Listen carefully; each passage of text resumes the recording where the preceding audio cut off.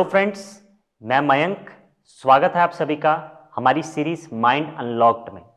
हमेशा की तरह आज हमारे साथ हैं बीके डॉक्टर हिमांशु।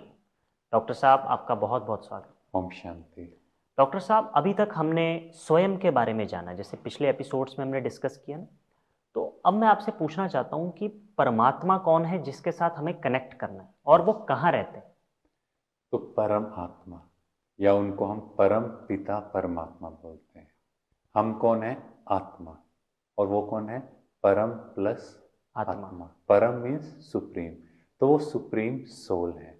जी। वो हम सबके पिता हैं। यानी नाम में ही अर्थ छुपा है। हाँ, एक्चुअली हमने कभी सोचा ही नहीं। हमें क्या लगता है वो कोई अलग है, जी। अलग दुनिया में रहते होंगे, पता नहीं हमसे कभी मिलेंगे कि नहीं होंगे। पता नहीं, वो कुछ तो ये भी सोचते हैं, पता नहीं वो है भी हाँ, या जस्ट एक्चुअली एक कुछ बिल्कुल कुछ लोग ऐसे कहते हैं शायद वो है ही नहीं। हम्म। पर अगर हम देखें तो हर व्यक्ति जब भी दुखी होता है, परेशान होता है, तो वो ऊपर की ओर वो देखता है। कहता ऊपर वाला जाने। ऊपर वाला जाने, है ना। तो हम सब जैसे चमकते सितारे, तो वो भी चमकता सितारा। जी। क्योंकि जैसा बाप वैसा बच्चा। जी। हम सब चमकते सितारे, तो ऑब्वियसली वो भी परम सितारा है। जी। पर हमारा और उनका साइज एक जैसा है। सितारा मीन्स लाइट, एनर्जी, एक light. Point of light, supreme energy जो ओके। एवर प्योर है। ओके। इसीलिए हिंदू धर्म में उन्हें शिवलिंग के रूप में पूजा गया।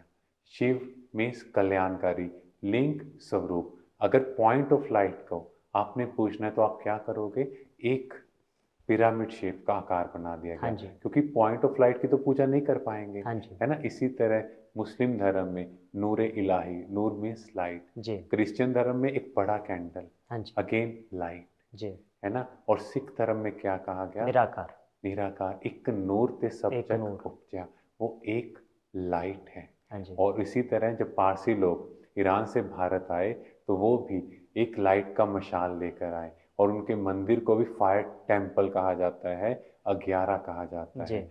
और अगर उन्होंने दूसरा, मान लो उनका फायर टेम्पल स्थापन करना है, तो पिछली जगह से ही वो मशाल लेकर नई जगह लेकर जाते हैं। और इसी तरह बौद्ध धर्म में भी 3 फुट की दूरी, 3 फुट की ऊंचाई पे एक लाल रंग का पत्थर रखते हैं।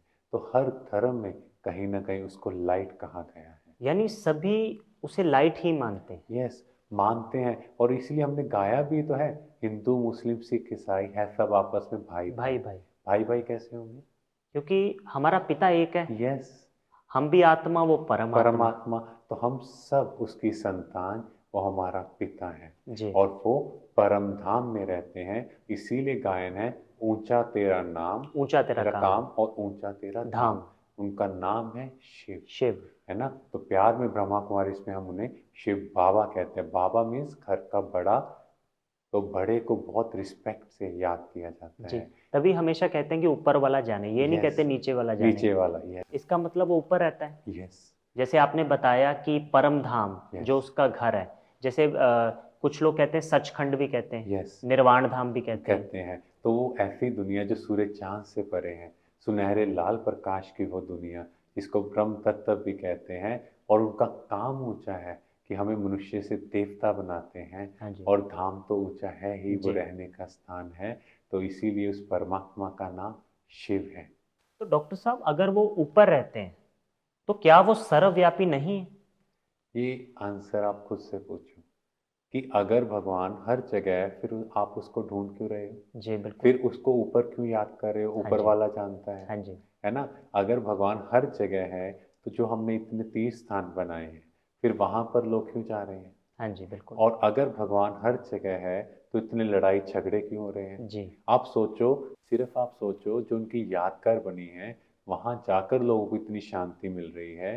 तो भगवान जो हर जगह है, तो फिर उसकी वाइब्रेशंस क्यों नहीं है? जी बिल्कुल। है ना। अगर ऐसे समझे, तो आप में भी परमात्मा, मेरे में भी सभी परमात्मा। में। तो फिर एक परमात्मा दूसरे परमात्मा से बात करेगा, वही तो है। है ना। और कोई शरीर छोड़ रहा है, कोई निकृष्ट कार्य कर रहा है, एक दूसरे को मार रहा है, जानवरों को मार रहे तो हैं, क्या वो परमात्मा ने क्या करवाया? परमात्मा? नहीं, हो ही नहीं सकता। है ना। और फिर देखो, आप खुद ही बोल रहे हो, और फिर कहते हैं वो ठिक्कर भीतर में है, जी। पत्थर में है, या जानवरों में भी कह दिया। जी। अगर आपसे पूछा जाए कि आप उस जानवर में रहते हो, तो आपको कैसा लगेगा?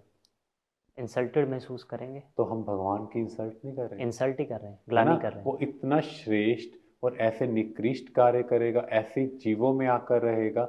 नहीं, परमात्मा पिता है, हम सब उसके बच्चे हैं। राइट। पर बच्चे गलत कामों में इंडल्ज हो गए तो परमात्मा एक पिता की ड्यूटी है उन्हें सुधारना, ना कि उन चीजों में आके खुद वास करना।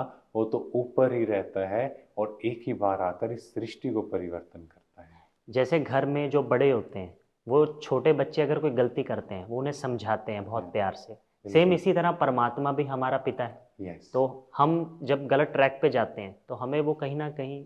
Yes, exactly.